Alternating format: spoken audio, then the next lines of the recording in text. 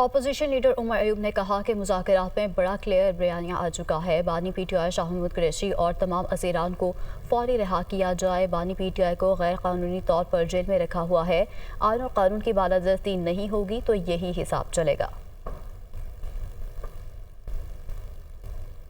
جی، مذاکرات کے بارے میں کل بڑا کلیئر ہمارا بیانیہ بھی آ چکا ہے۔ ہمارے بڑے کلیئر پوائنٹس ہیں۔ دو نمبر ایک پوائنٹ ہے ہمارے اسیران، جس میں وزیر اعظم عمران خان صاحب ہیں، اس پہ شاہ محمود قریشی صاحب ہیں، اس پہ ڈاکٹر یاسمین راشد صاحبہ ہیں، اس پہ اعجاز چودھری صاحب ہیں، میاں محمود الرشید صاحب ہیں، عمر چیمہ صاحب ہیں، حسان خان نیازی صاحب ہیں، باقی سارے اسیران ملٹری کورٹس کے اور جو لوگ ہمارے جیلوں میں ان کی رہائی۔ نمبر ایک۔